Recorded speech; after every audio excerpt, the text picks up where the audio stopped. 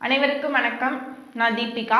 ஒரு முறை மைக்ரோசாஃப்ட் கம்பெனியோட ஓனரான பில் கேட்ஸ் பொதுவான இன்டர்வியூவில் கலந்துருக்காரு. இந்த இன்டர்வியூவர் ஒரு முக்கியமான கேள்வியையும் முன் வச்சிருக்காரு.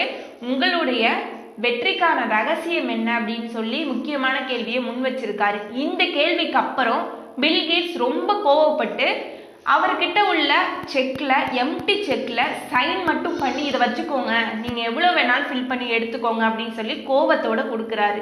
இதுக்கப்புறம் அந்த இன்டர்வியூவர் நம்ம ஏதோ கேட்கக்கூடாத கேள்வி கேட்டுட்டோம் போல அப்படின்னு சொல்லி சாரி சார், நான் அதாவது தப்பா பேசியிருந்தேன், என்னை மன்னிச்சுக்கோங்க, எனக்கு இந்த செக் வேணாம் அப்படின்னு சொல்லி திரும்ப கொடுக்குறாரு.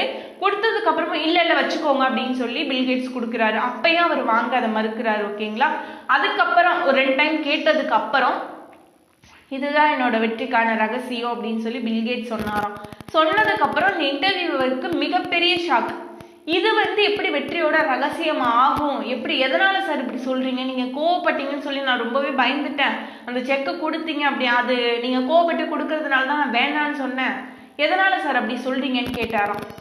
பில் கேட்ஸோட பதில், உங்களுக்கு நான் 3 வாய்ப்பு கொடுத்தேன், அந்த வாய்ப்புல ஏதாவது ஒரு வாய்ப்பை நீங்க பயன்படுத்திக்கிட்டா கூட நான் எம்டி செக் கொடுத்தேன், அந்த செக்ல என்கிட்ட உள்ள மொத்த பணத்தையும் நீங்க அதில் ஃபில் பண்ணி எடுத்திருந்தீங்க அப்படின்னா நீங்க தான் இன்னைக்கு பணக்காரன், நான் இல்லை.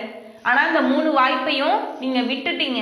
வந்த எந்த ஒரு வாய்ப்பா இருந்தாலும் நான் பயன்படுத்திக்கிட்டேன், அந்த வாய்ப்புகளை பயன்படுத்திக்கிட்டதுனால மட்டுமே நான் அந்த இடத்துல இருக்கேன் அப்படின்னு சொன்னாராம்.